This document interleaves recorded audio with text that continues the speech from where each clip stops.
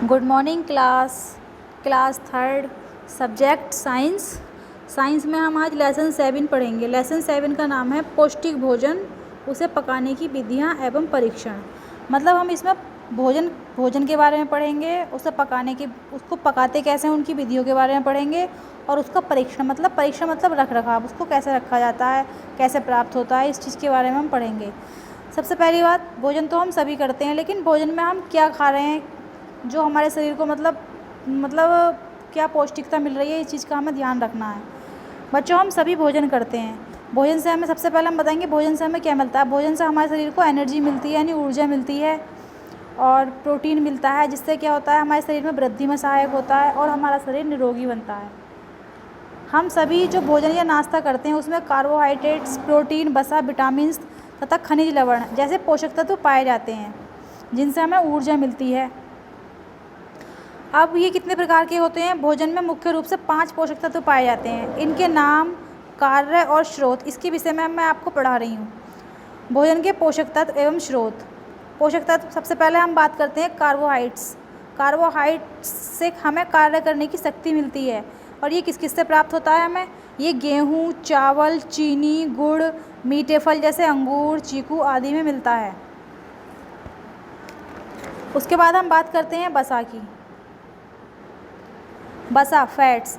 वसा से हमें ऊर्जा एवं ऊष्मा दोनों मिलते हैं। ये घी, वसा हमें किससे मिलता है? घी से, तेल से, मक्खन से, दूध से, मूंगफली से, और मेवा में भी तेल पाया जाता है, और आदि चीज़ों में पाया जाता है। वसा युक्त भोजन अधिक मात्रा में खाने से व्यक्ति क्या होता है? मोटा हो जाता है। कहते हैं ना, फैटी हो गया, वो बहुत ज़्यादा मोटा हो गया। तो जो हम ज़्यादा तेल की चीज़ें खाएंगे तो उससे हम मोटे हो जाते हैं और आलसी भी हो जाते हैं। जब हमारे शरीर का वजन बढ़ेगा तो हमारे शरीर में आलस भी आएगा, और जब हम हल्का फुल्के रहेंगे तो हमारा शरीर एक्टिव रहेगा, फुर्तीला रहेगा। उसके बाद आता है प्रोटीन। प्रोटीन शरीर की वृद्धि एवं विकास के लिए प्रोटीन बहुत ज़्यादा आवश्यक होता है।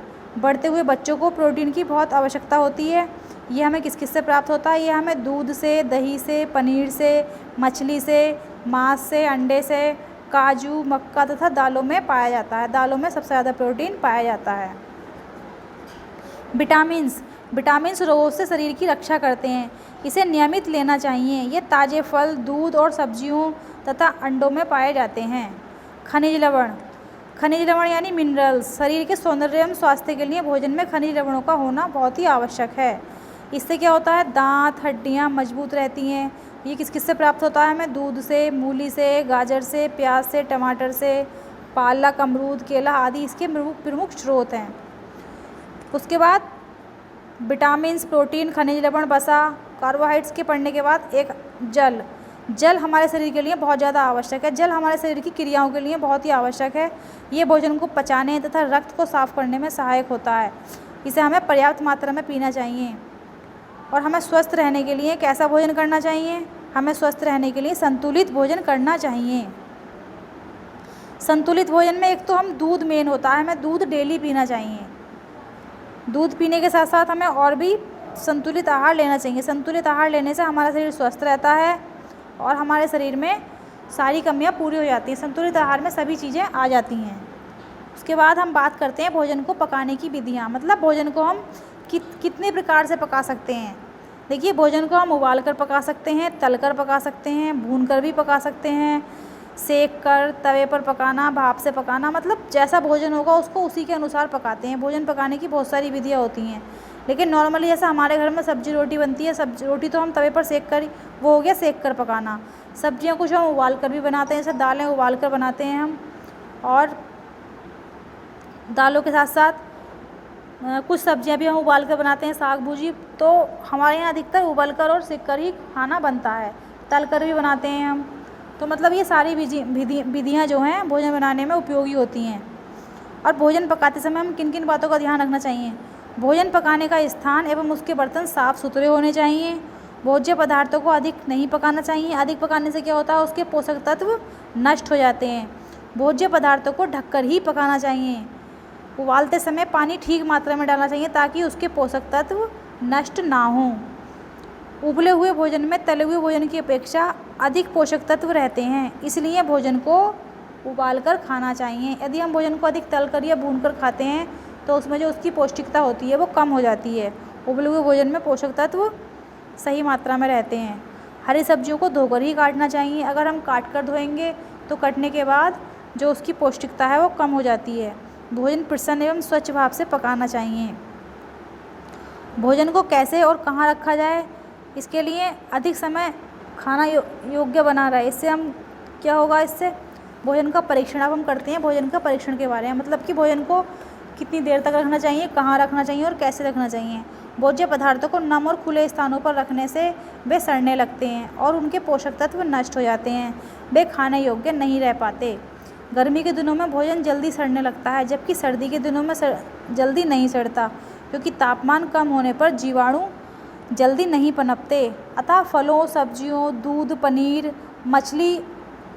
मछली और अंडे आदि अनेक भोज्य पदार्थों को फ्रीज में रखकर खराब होने से बचाया जा सकता है। हम सबके घरों में फ्रीज होते हैं, अधिकतर फ्रीज में हम बहुत सारे फल सब्जियां रख देते हैं जिनको हम खराब होने से बचा सकते हैं। उसके बाद क्या होता है, ध्यान रखें कि पके हुए खाने योग्य भोजन तैयार फलों को अधिक समय तक इकट्ठा करने का प्रयास नहीं करना चाहिए। फलों एवं सब्जियों का जैसे जैम, अचार, मुरब्बा आदि बनाकर इसका प्रयोग अधिक दिनों तक कर सकते हैं। इस प्रकार भोजन परीक्षण की निम्नलिखित विधियां होती हैं, जैसे रेफ्रिजरेटर या प्रतिशत में रखकर यानी फ्रीज में रखकर, वायुरुद्ध डिब्बों में, एक एयर टाइट डिब्बा बोलते हैं हम, उसके अंदर रख के भी हमारा भोजन, कुछ चीज़ें ऐसी होती हैं जो एयर टाइट डिब्बे में रखने से ख़राब नहीं होती हैं, जैसे बिस्किट वगैरह, दालें वगैरह, नमकीन, हम एयर टाइट डिब्बे में उसमें गैस पास नहीं होती है, उसके अंदर सुरक्षित रहती हैं। उबाल कर तथा नमक लगा कर रखकर, कुछ चीज़ें हम उबाल कर और नमक लगा कर भी रखते हैं। अचार बनाकर या चीनी की चाशनी में रखकर। अब हम भोजन को परोसना कैसे चाहिए, मतलब परोसते समय, पकाने के रखने के बाद अब आती है परोसने की विधियाँ। हम भोजन को परोसते समय किन बातों का ध्यान रखना चाहिए। परोसते समय की जो सावधानियाँ होती हैं, नंबर 1, प्रसन्न मन एवं स्वच्छ तन से भोजन को परोसना चाहिए। बासी एवं दूषित भोजन नहीं परोसना चाहिए। अधिक भोजन एक साथ नहीं परोसना चाहिए।